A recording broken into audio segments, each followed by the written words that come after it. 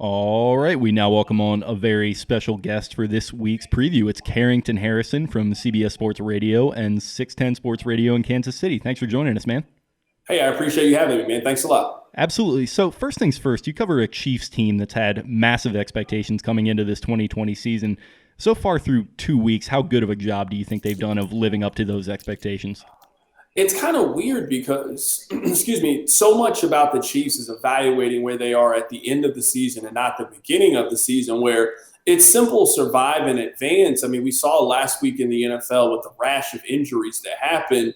The Chiefs didn't earn any style points by how they played against the Los Angeles Chargers, but they managed to avoid any significant injury, and you live to play another day. So I think to answer your question, if we're talking about in the micro sense, I don't think they've lived up to expectations, but I don't really know how much that matters with this team. It's about, are you playing your best football at the end of the season? How do you look to defend your Super Bowl championship? That's all I think that matters this year for the team. Yeah, I think that's a good way of putting it. And looking back at week 2, I mean, the Chargers have a talented roster, division rival and everything, but a rookie QB kind of unexpectedly thrust into the action last week. How surprised were you that they were kind of able to hang in there with the Chiefs, if you were surprised at all?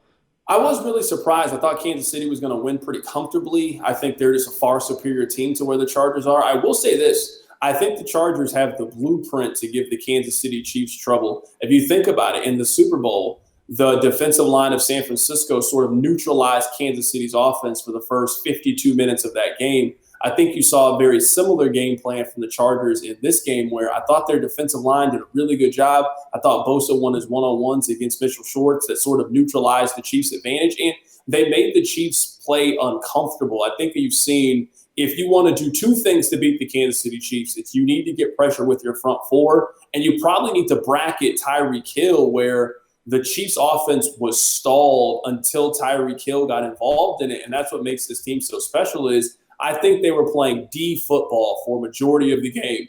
Patrick Mahomes makes one play, Tyreek Hill's in the back of the end zone, they score a touchdown, they get the momentum going, and it pretty much spelled the end, I think, for the Los Angeles Chargers. Definitely. And in that sense, what's kind of the main concern that you have with this Chiefs team after the first 2 games? You know, you got that game, it was a little bit closer than expected. The Texans, they kind of take care of business. What would you think the main concern would be right now?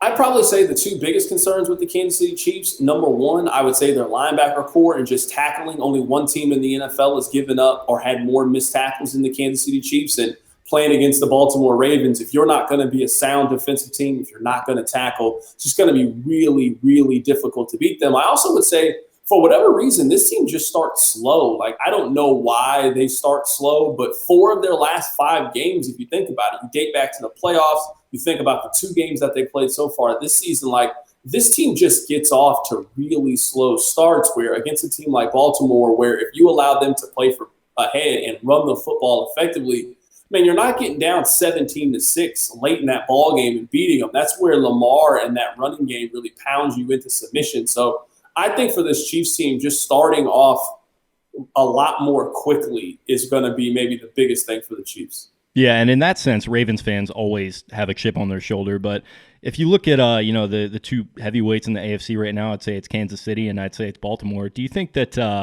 Ravens fans thinking that way? Do you think Chiefs fans kind of think the same way, that the Ravens are kind of the one team to keep an eye on, or are they just not even too worried about the competition right now? Yeah, I went on the Big Bad Morning Show on 105.7 The Fan earlier today, and they asked me a similar question, and I think Kansas City has respect for Baltimore, maybe doesn't look at them as their equal, but they definitely have respect for Baltimore.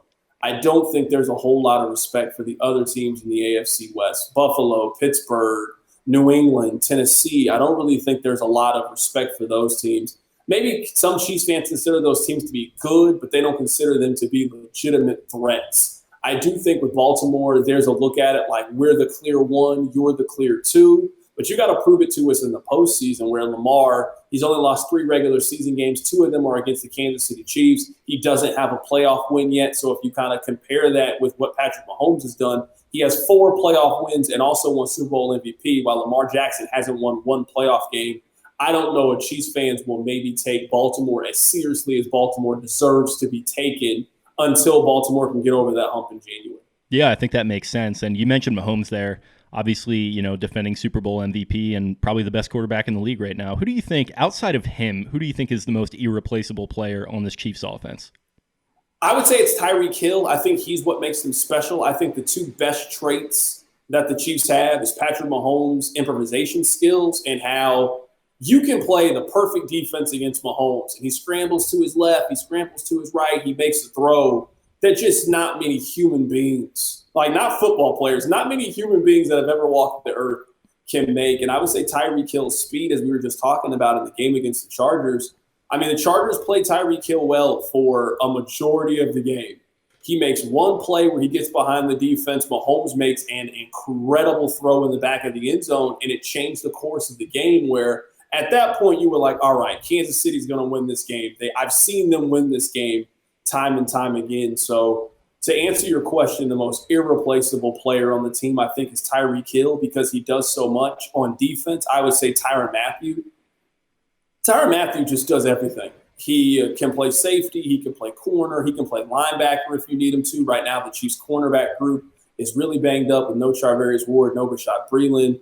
Matthew's done a really good job at that. Like, this team sort of goes as Tyrann Mathieu goes, in my opinion. Nice. And yeah, God, that play was just a spirit breaker. As somebody rooting against the Chiefs, you see him dropping back, he's just going to heave it up, and Hill's going to be right there. So it's insane to watch, man. Yeah, I think that Patrick Mahomes, man, I really think that he's Aaron Rodgers 2.0. We've got the ability, or we've had the ability to watch Aaron Rodgers for the last, 10 years, 12 years, really dominate this league and just do things that you look at and say, man, I don't care that Brady has 6 Super Bowls. Brady is not more physically gifted than Aaron Rodgers. And a lot of the situation and teammates and all of that kind of stuff, man, I feel the exact same way about Mahomes, just watching every throw that he's made, seeing it up close. He just does things that not a lot of quarterbacks in the history of the league can do. And he just celebrated his 25th birthday probably about 10 days ago. We're talking about Mahomes might be the best under 25 player in the history of the NFL. Think about how many great players there have been, and guys that got off to great starts. Take the first 2.5 years of what Patrick Mahomes has done and put it up against any player in the history of the NFL. Maybe Jim Brown is the comparison, but Brady wasn't this. Russell Wilson wasn't this at age 25. He is just on an incredible trajectory. You look at his talent, like you mentioned there, it's off the charts. It's peak Rodgers, it's peak Favre. I don't think anybody else really compares. And it's the talent and it's his fit within this offense, I think. There's no example of this attack really being stopped. It's maybe been slowed down in a couple games. If you were the Ravens defensive coordinator, Wink Martindale, how do you think you would approach to trying to at least slow them down in this one? I heard something really good from Bill Barnwell, and it's kind of stuck with me this entire time, that good defenses don't stop good offenses. Free agency and injuries stop good offenses. That the league is built in a way where if you're Baltimore, it's just going to work. If it's Kansas City, it's going to work. The way Arizona and Kyler Murray is playing right now, it's just going to work. So, defensively, I would say your best 2 chances to beat Patrick Mahomes are this. You need to run the football effectively and keep Patrick Mahomes on the sidelines. Mahomes can't beat you if he doesn't have his helmet on. So running the football, number 1, is the best way to beat him. And number 2, you have to get pressure with your front 4. If you got to send 5 or 6 to get pressure on Mahomes, then you've lost the game because he's going to have one-on-one on the outside with Travis Kelce. He's going to have one-on-one on the outside with Tyreek Hill. And I'm sorry, your defensive players are just not good enough to one-on-one cover the Kansas City Chiefs over the spread of 60 minutes. And that's not even factoring in Sammy Watkins. We'll see if he plays in this game with Cole Hardman and a guy like Demarcus Robinson, he's a guy who could have 4 catches for 50 yards in this game, like with Patrick Mahomes. And we haven't even talked about Clyde Edwards-Helaire, the rookie running back out of LSU. So there's just so many weapons on this team that I don't know if in modern-day NFL defenses that you're really equipped to stop what Kansas City does consistently. You're a true pro because you were leading right into my next one here. If you had to sum up Edwards-Helaire's game in just one word, what do you think it would be? Let me give you, I guess, maybe more than one word, but I think we'll sort of fit it. I think he is Ray Rice. I think he is Maurice Jones-Drew. I think he could be Brian Westbrook. There were only one player last year in Division I college football who had more catches than Clyde Edwards-Helaire. That last year I thought one of the weaknesses with the Chiefs team from a roster building standpoint were they were the worst rushing team amongst playoff teams. They're the first Super Bowl team to win the Super Bowl and have less than 25 yards a game, or 25 carries a game, that if you're going to give them the ability to incorporate the play action pass and also run the football effectively with Clyde Edwards-Helaire, it just makes them that much more difficult to stop. But the Chargers did a really good job of, they made the Chiefs one-dimensional again. Like Clyde Edwards-Helaire did not have a big numbers day. He had a couple of big catches out of the backfield. He actually had a big catch where the Chiefs could have won the game in regulation, but they had a penalty. They had a lot of penalties in the game against the Chargers. But maybe to answer your question, dynamic. I think he is a dynamic runner. I think he has a chance to be one of the top 12 rushers in the NFL.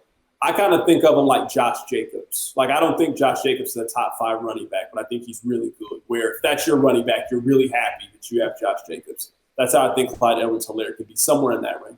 I like it. And it's interesting because if you look at these couple games, these first 2 games, and you look at the numbers, they're on pace for, I think, like less than half of the amount of deep shots, 20-plus yard plays that they had in 2019. Do you think that's a function of him being involved in the offense, maybe them trying to just sort of take what the defense gives them a little bit more? What do you think that's a function of?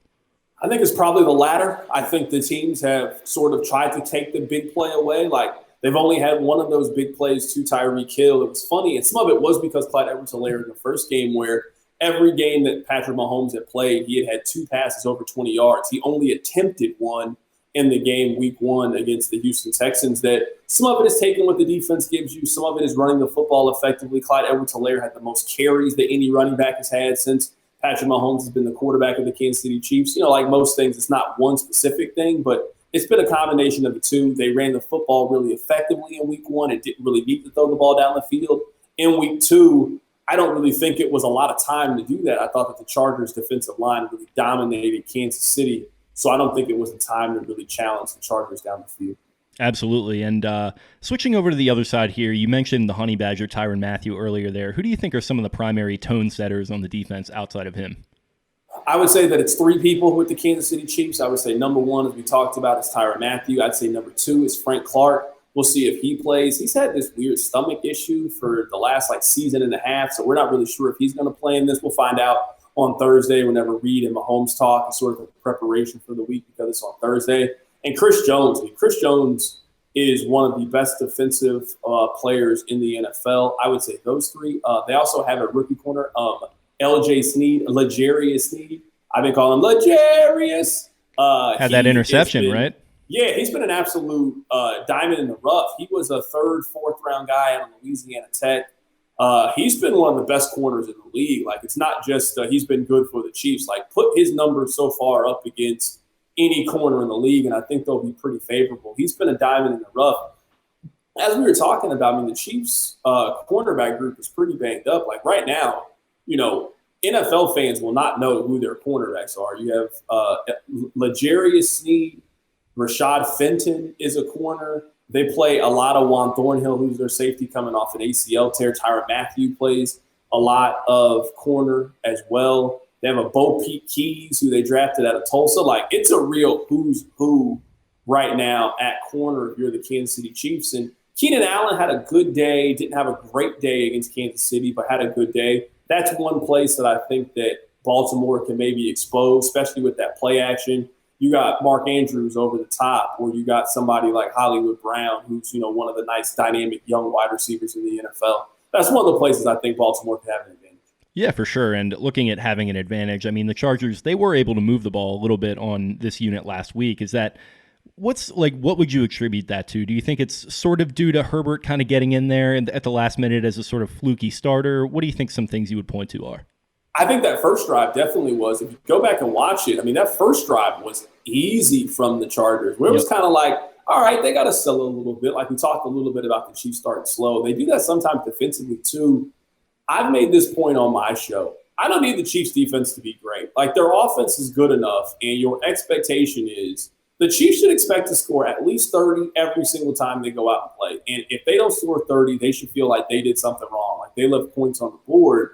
So all you need the defense to do is to consistently hold teams under 27 points. That's all you need them to do.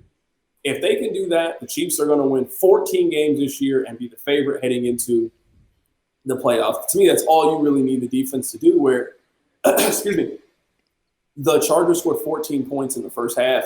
No, they only scored 6 in the second half in overtime, where they really settled in defensively in the second half, and they held the game close enough, which allowed Mahomes and the offense to eventually break through and make the one or two plays to go out there and win. But you don't win that game without the defense. The Chargers had first and goal from the 4 late in that game.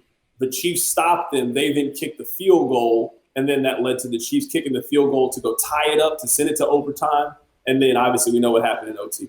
Right. And looking at the Ravens offense versus this D, I'm really fascinated by what I've seen from them so far, because you've got that first game where it's just Lamar dropping back, being surgical against the Browns, a lot of pocket passing. Then you go over to Houston, and it's sort of bullying the Texans with this rushing attack, and Mark Ingram taking a wildcat snap to basically ice the game.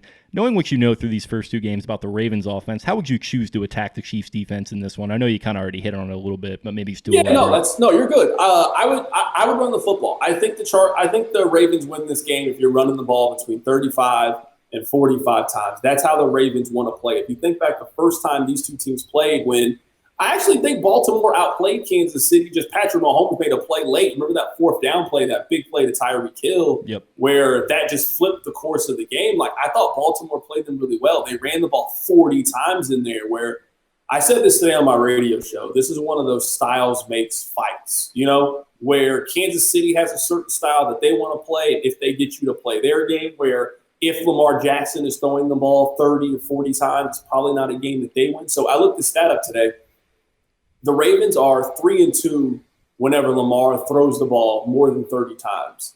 They are 14-0 when he runs the ball at least for 70 yards. If you want to extrapolate out to 50 yards, they're 17-2.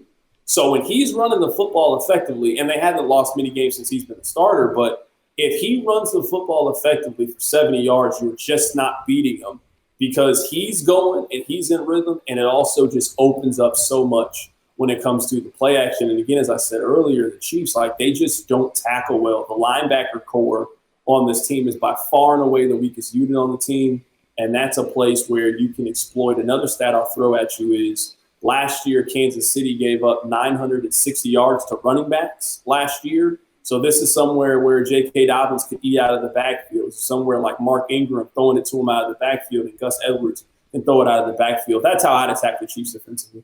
Cool. So I'm already kind of setting you on the path here. So this is a Monday Night Football game. ESPN's going to have that weird graphic of keys to the game or whatever for the Ravens. If you had to name 3 bullet points for how they win this game, what do you think it would be? Get pressure with your front 4. I think that's the only way to really slow the Chiefs down defensively. You got to do that. I would say you need to control the tempo. Last year in the matchup between the Chiefs and the Ravens, you remember the Ravens were up heading into the second quarter, and the Chiefs absolutely blitzed them, where you then took away Mark Ingram, you took away the running threat, and then you forced Baltimore to play Kansas City's game, and that's not how you beat them. So I think it's controlling the line of scrimmage. I think it's running the football effectively. And this is one thing, too, that we haven't really talked about. I'm really curious to see what happens with Marcus Peters and sort of his emotions. I was just watching this the I Hate Christian Laettner documentary on ESPN. It's a great documentary. And yeah, it's really good. And Coach K made a point in there where he was like, a fire can either give you heat or it can burn down the house, where you've seen enough Marcus Peters could have 2 interceptions in this game, and I wouldn't be shocked. He also could give up 6 catches for 152 yards, and Tyreek Hill has an absolute field day where Kansas City turns his emotion and his aggressiveness against you.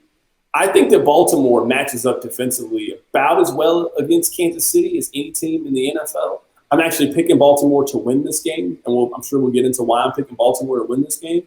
But, yeah, I think Baltimore matches up really well with Kansas City. Yeah, you took the words out of my mouth, man. The last thing we had for you was a little score prediction. Who do you think is going to win and why? I think 34-31 Baltimore. I think that this is one of those games where I think Baltimore just wants the game more. I think it's more validation for Baltimore. Like, Lamar was talking really big picture stuff of, hey, I've won MVP, I've done all this stuff, but I got to catch up to Mahomes, I got to do this. So I think it just means more, but I'm also not really sure how much it matters. I make this comparison on my radio show. I look at this like a November college basketball game. you know how early in the season, like Kentucky plays Duke, and it's a really fun game, and we try to take these big conclusions on what it means. It's in like Hawaii or something. It's like, what's going on? Yeah, but it doesn't really mean anything because we know these two teams are going to be better later on in the season. Like, I can say this almost confidently. Whatever team Kansas City is in week 3, they will be a better team by week 11. I would have guessed Baltimore is going to be the exact same way, and they've played fantastic, but you watch them closer. There's some things you think Baltimore could tighten up a little bit and be sharper at, where to me, this is just a really good early season test. I would feel very differently if this was like a week 11 game where one team was week, 10-1 and the other team was 9-2. It'd be a much different scenario, but we all knew with no preseason sort of easing your way into it, it was just going to be a very different vibe. There's no fans in there. Who knows what fans are going to look like in January? Like, I'm taking this game as who's playing better right now, whose strengths line up better with the other team's weakness. And with the way that Baltimore just seems a little bit sharper to me, with the way that they're running the football, the way the Chiefs are tackling, I think Baltimore wins this football game. Wouldn't be obviously surprised if Kansas City wins this game. It is a coin flip, 50-50 game. I think if these two teams play 10 times, I think both of them win 5 apiece. I just think in this game, I think Baltimore finally gets theirs. It's sort of validation for what they've done in the regular season. But Baltimore is going to always have to answer, well, what did you do in the postseason, where they're in the same place that Patrick Mahomes was after the AFC Championship game. Hey, you've done all the cool stuff. You've been on the cover of Madden. You're cool with LeBron. You're the MVP. You got the hair. Like, you are a celebrity. I would say at this point, there's no doubt in my mind that Lamar Jackson is a superstar in the NFL. Superstars win playoff games. Superstars have the ability to elevate not only the player themselves, but the play around them. And the last time that we all really focused in on Lamar Jackson, he did not look like a superstar in that game against the Tennessee Titans. So I think this is a validation, prove-it game more for Baltimore than for Kansas City because they proved it. So 34-31, Baltimore. Yeah, I like that. I'm going to be picking the same thing. Spoilers to everybody for, a little handshake coin flip win for the Ravens that has no bearing other than home field advantage maybe at the end of the season. Yeah, and we were talking about that today on the show. And, I mean, it's week 3 of the NFL season. I get why everybody's saying this could decide home field advantage. I mean, Baltimore has won, 14 consecutive regular season games, 15 consecutive? Like, they're not winning 31 of 32 regular season games. They're going to lose to Pittsburgh at some point. They'll split the home and home. Baltimore will get one. Pittsburgh will get one. They'll lose another game they're not supposed to lose because it's the NFL, These are 2, 3-13, 14-2 teams. So, obviously, this game means a lot. But this year, home field advantage might not have the same importance that it typically has. Obviously, you want the bye. So to me, it's about who's playing better football toward the end of the season. And I don't really think this game gives us a very clear picture. I'm telling you, this is a November college basketball game. This is Duke, UCLA in the second week of the college basketball season. It is a fun game to watch. It is really enjoyable. It's up and down. But we know come March, it's a very different game. It's about how your team is positioned. So that's kind of how I'm approaching this game. I'm not going to get too high. I'm not going to get too low. I don't expect either team to blow each other out. I want both sides to come out of this game healthy, and I want to see a good, well-played game because they both got way bigger fish to fry than in week 3. Great stuff, Carrington. You're a true pro. Thanks for your time hopping on here. And where can our people find you on the social medias? Just give me a follow on Twitter, at c.harrison. You can catch me on 610 Sports Radio in Kansas City. You can get that on the radio.com app. And I host the Harrison Experience on CBS Sports Radio every Saturday from 6 to 10 Eastern. So I appreciate you having me on, man. If you want to do one of these after the game is over and sort of recap it, I'm happy to do it, man. Thanks a lot for having me today. Love to hear it, man. You have a great night. You too, man. Thank you. Bye.